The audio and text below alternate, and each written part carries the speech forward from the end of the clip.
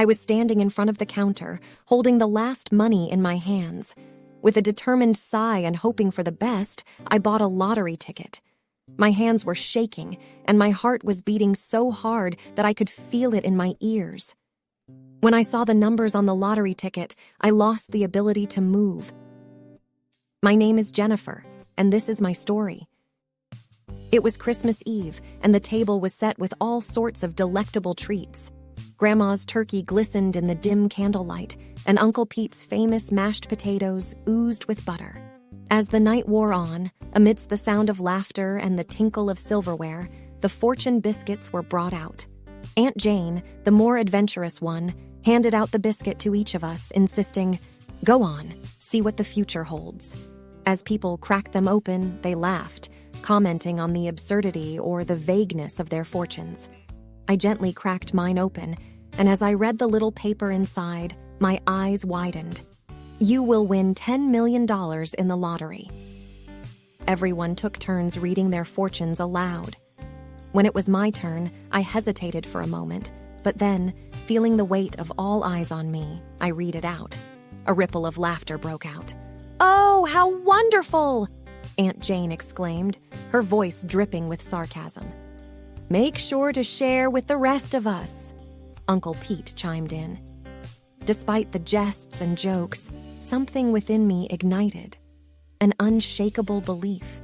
I wanted to believe, so I did. I believed in that tiny slip of paper more than I had ever believed in anything. From that day onwards, every week, I'd save a little from my meager paycheck to buy a lottery ticket. Every week, without fail. The cashier Mary at the convenience store would give me a half-pitying, half-amused smile each time, but I didn't care. Months rolled by, and each week, my ritual remained unchanged. My family would often bring up my fortune at gatherings, turning it into a running joke.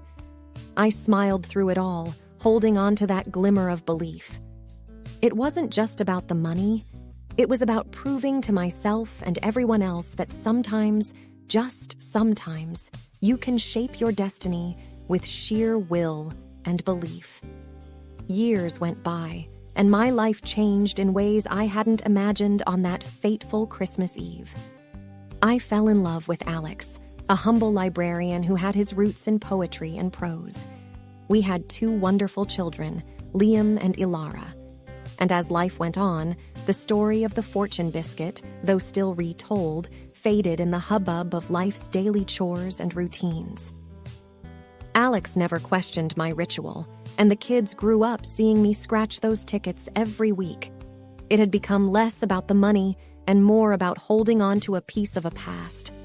Our home was filled with laughter, stories, and memories. Alex often read tales of heroes and heroines to the children, and I shared stories from my life, of dreams, and of the magic of believing. Yet, it was my undying ritual with the lottery tickets that silently spoke the loudest. Ilara, our eldest, took to the habit with amusement. She often accompanied me to buy the tickets, her young face lighting up with the thrill of it, hoping to witness another miracle. Liam, our youngest, was different. Quiet and observant, he watched, but rarely commented. Then, one day, as I sat scratching off a ticket, Liam, now a teenager, hesitated before saying, "Mom, you know, some of the kids at school, they laugh. They say their parents laugh about you still buying lottery tickets. They say you're chasing an old dream." I looked up, meeting his searching eyes. Alex, hearing our conversation, stopped reading and glanced over. Ilara shifted uncomfortably on the couch. I took a deep breath. "Liam," I began softly, "do you know why I still buy these tickets?" He shook his head. "Because of the fortune biscuit?" I chuckled. "Partly, but it's more than that. It's not about winning again. It's about remembering to believe in possibilities, no matter how unlikely they seem." Alex added, "It's like reading a good book, buddy. You know how the story goes, you know the ending, but you read it again to relive the emotions, to remember the lessons it taught." Liam looked thoughtful. But if people are laughing, doesn't it bother you? It did, at first, I admitted. But over time, I've realized that everyone has their own journey of belief. Mine just happens to be a little more public. I winked. Alara chimed in. Mom's lottery tickets taught me that sometimes you've got to hold on to something, even if the whole world thinks you're silly. It's not about them. It's about what it means to you. Liam contemplated our words, and after a silent moment, he said, "Can I scratch the next one?" I handed him the ticket with a smile. As he began to scratch, our little living room, filled with books and memories, seemed to hold its breath. Time passed, and life brought its shares of ups and downs. Alara went off to college, chasing her dream of becoming a writer, inspired by her father's love for stories. Liam, with his introspective nature, took an interest in philosophy and the human psyche. Throughout the changes, the lottery tickets remained a constant. It was our family's quirky legacy, a symbol of unwavering belief amidst the ever-changing tides of life. And as the years went by, Liam, who once questioned the ritual, became its most ardent participant. Every week, he'd be there, ready with a coin to scratch off the numbers, his face lit with the same hope and belief that I felt all those years ago. The legacy of the fortune biscuit, it seemed, wasn't just about a win. It was about passing down a spirit of hope, resilience, and belief from one generation to the next. A testament that sometimes holding on to something, even in the face of ridicule, can shape not just your destiny, but that of those who come after you. The years continued their relentless march, bringing with them a myriad of changes.